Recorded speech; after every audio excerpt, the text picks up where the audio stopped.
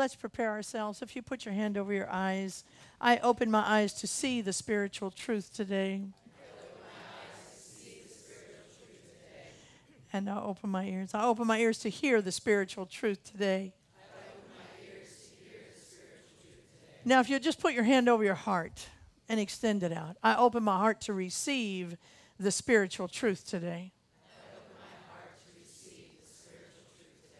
The spiritual truth that I'm working with today is that you are naturally, that affirmative thought and speech is naturally who you are. Affirmative thinking and talking is the natural you. Now, that might come as a shock to some of us, but the truth is that that's our natural state of being. You know, when you see a baby and they're learning to talk and they say, Mama, they don't follow that up with, your butt's a little big, Mom. They don't follow that up with, what were you thinking of with this color room? No. If they cry, it's because they want something for themselves. They want their attention for those. It's not to put anybody else down. It's not to make anybody else feel bad. It's not to judge anybody else. Affirmative language, affirmative thinking is ours. It's our natural state. It's who we are. So I figure the holidays are coming up. It can challenge us with affirmative thinking because, you know, a lot of us get into judgment around the holidays, even more. So we're going to talk a little bit about it. And who better to help us with that than our founder, Ernest Holmes. Ernest Holmes wrote a book called Living the Science of Mind, and in this book is a series of essays. And one of those essays is called Thinking Affirmatively. These are essays that he wrote about everyday stuff going on in our lives and how to be able to use spiritual principles to deal with everyday stuff. So the purpose of, the real reason that we want to really look at this idea of going back to our natural state of affirmative thought and language is because when we are in a sense of happiness, and I'm not talking about perky little happiness, I'm talking about a deep sense of joy, a deep sense of connection with love. I'm talking about that kind of happiness. When we are that kind of happy, nothing can stand in our way. Nothing can stand in the way of your abundance, whether it's abundance of deep connection with other people, whether it's a lot more friends that you want, whether it's deep connection with your beloved, or maybe it's more advancement in your project or your career, or maybe it's the abundance of money. Whatever it is, you need to be able to learn how to think affirmatively. Nothing can stand in our way of self-confidence when we think affirmatively. You can walk into any room. You can speak differently. You can look differently. You can dress differently. You can love differently. You can actually be different. And you can walk into any room and know they're happy to have you there. They're happy that you are among them. When we are in a state of deep happiness, whatever might be stuck in our life, writing a book, writing a poem, working on a project, will move much more fluidly if we're in a state of happiness. If you're in a state of happiness and it's the first time you're cooking Thanksgiving dinner for your in-laws, you are knowing that they're going to love it. They're going to be happy with whatever you put out on the table. It works from really small things like that to very deep things in our lives.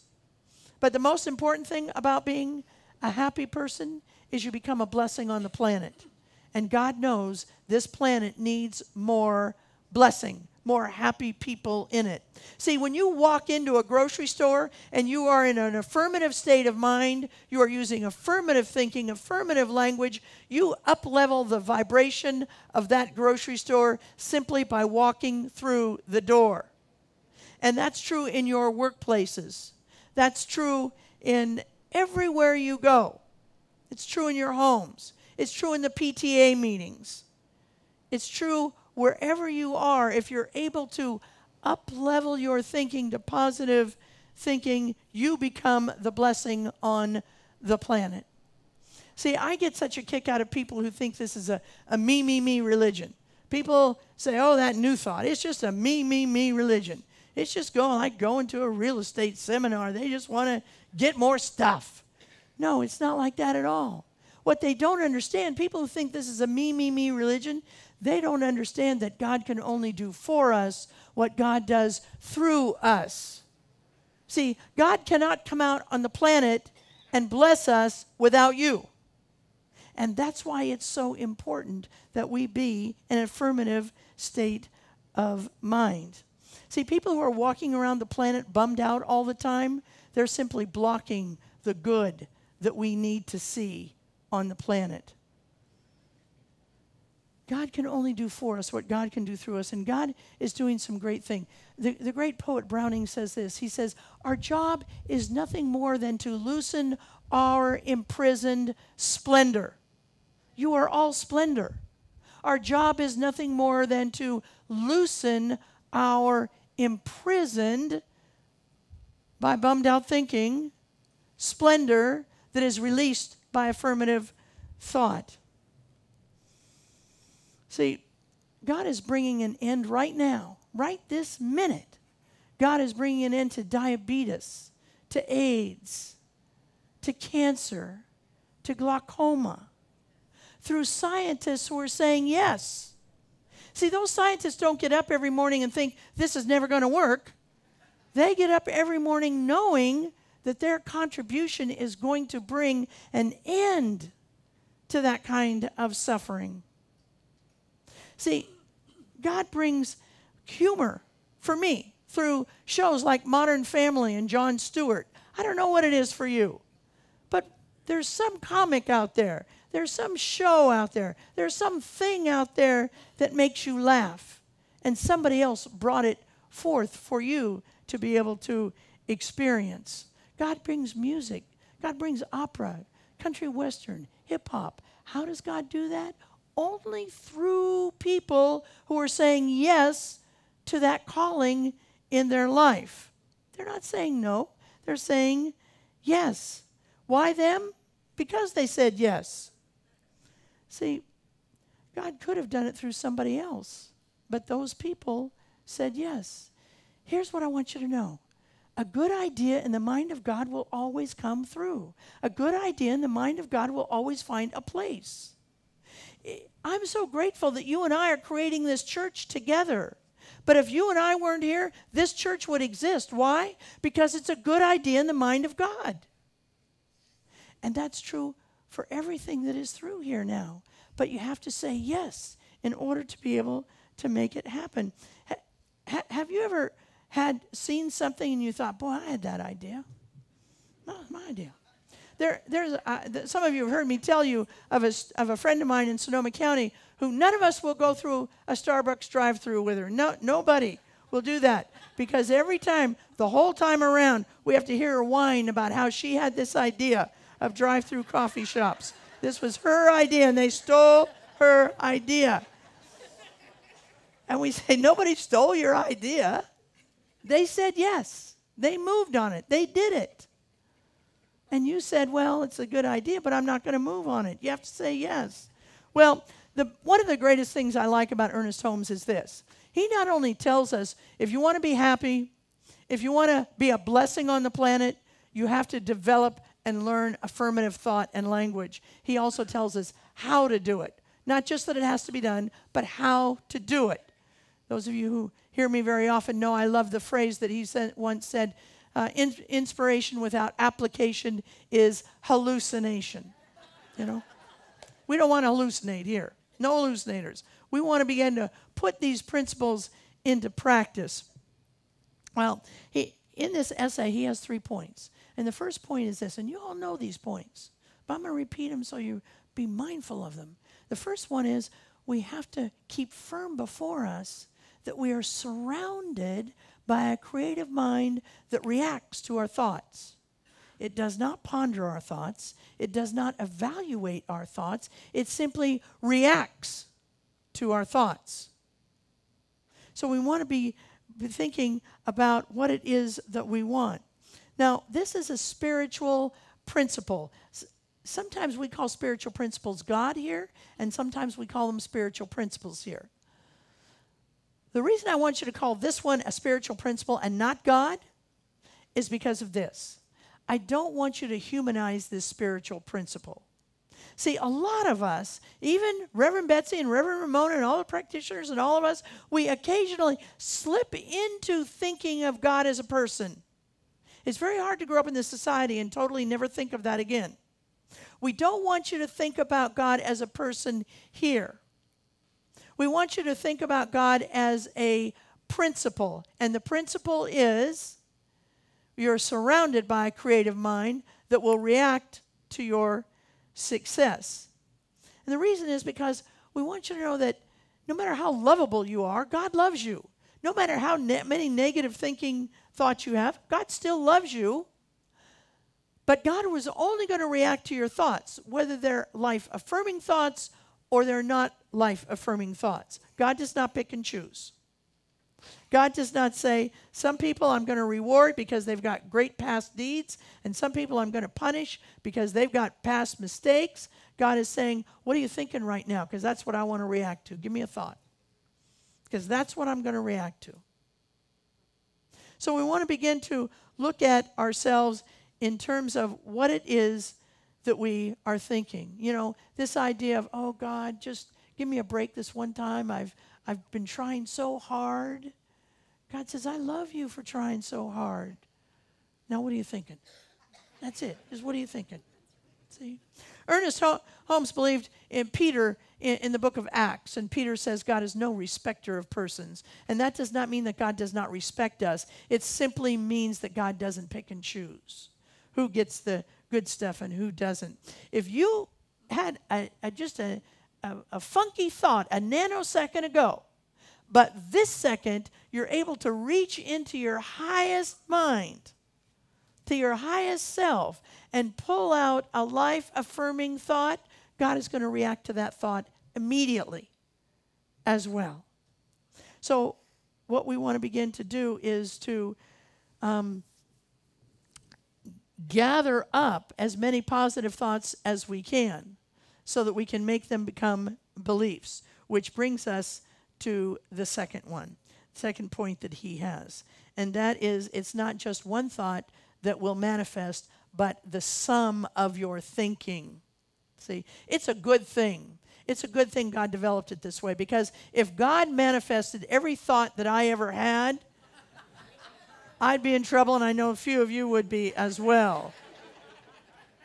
So what happens is, God takes the sum of your thinking. We call that sometimes beliefs. The sum of your thinking, and those beliefs is what God begins to react to. The awake and aware beliefs and the beliefs that you have that you got when you were a little kid, younger than 6 years old. Most of the beliefs that we have started somewhere around before we were 6 years old and could say, no, that's not a true belief. We just took it all in. And then we embellished it and added to it. You have to come to foundations to kind of learn how that all works. But take my word for it, there's asleep beliefs in there that are driving some of your life. Well, how do I know? What do I know? What beliefs are driving my life? Jesus says in Matthew, you know them by their fruits. You know them by their fruits. If you have good fruit coming in, if you have good thoughts coming in, you will have good fruit. If you have wormy thoughts, corrupt thoughts, you're going to have wormy fruit coming out. It's just that simple. You can go to therapy. I believe in therapy. But really, what you have to do is look at your life. How does it look? Does it look fabulous? Do I feel serene and abundant and adventurous and happy? Or do I have drama in my life? Do I have worry in my life? Do I have concern in my life? If you have concern in your life and worry in your life, then chances are you want to begin to look at what it is that you're thinking. See, some of the common wormy thoughts we have are, we're too old. We're too old to do something.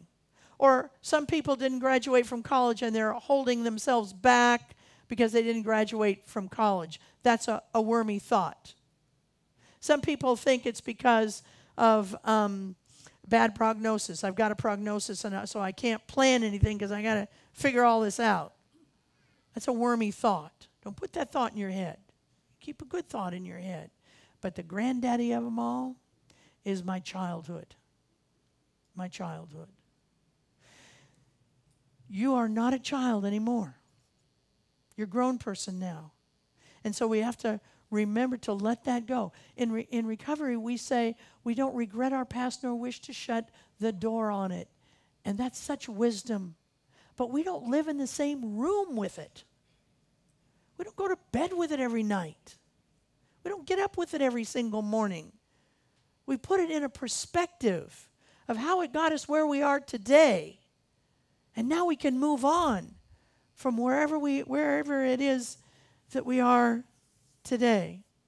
See, when we stay engaged in the horrors of our childhood, and I know some of us had horrible childhoods, and I don't want to make light of it. But when we stay engaged with that, we can't move forward into the life that we want. So number 3 is this. Think about what you want and what you don't, not what you don't want. Think about what you want and not about what you don't want. See, the divine mind reacts to your belief. So if you think about things that you want and you think about them enough, so how do you create a belief? Well, first of all, your thoughts have to survive any sort of evidence to the contrary. There's a lot of evidence to the contrary of what a lot of us want to accomplish. It's too big a goal. Your illness is too far advanced. Nobody's ever done this before. Those are evidences to the contrary. They are not truth. They are not truth. And when we protect our beliefs in ourselves and in our project and in what it is we want to do and infuse it with positive thought, that's what becomes manifest in our lives. We have to let that other stuff go. We have to be able to take these new beliefs that we're getting, these positive beliefs, and protect them as if they were babies. To protect them as if they were babies. We have to keep them away from the awfulizers. We have to keep them away from family members who have you snapshotted many years ago. My family thinks I'm 10 years old. See? They have to move on. I have to move on. They can think what they want, but I get to think what I want. If you're being belittled by a spouse right now in your life, deal with it. Because you cannot become a happy person if you are constantly being belittled and put down and made fun of. Deal with it so that you can begin to put positive thoughts. You know, it's really hard. It's hard to maintain positive thought with all of the so-called evidence and all of the so-called people out there. And even our own thoughts about ourselves. Some of us have histories of terrible 20-year-old periods. Mine was horrific. And I lived through it. I know some of you are dealing with 20-year-olds today who are going through horrible things. Not successful at all. Let me tell you, there is hope. There is hope. And what we need to do is begin to help understand these principles.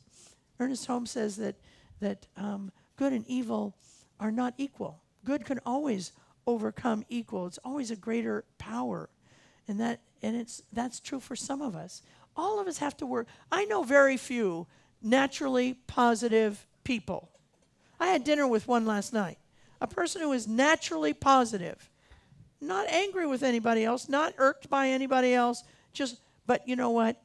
I bet I've had dinner with, and I'm a woman of some age, I bet I've had dinner with maybe 3 of those people in my whole entire life. So most of us have to work at it. We have to work and work and work at it.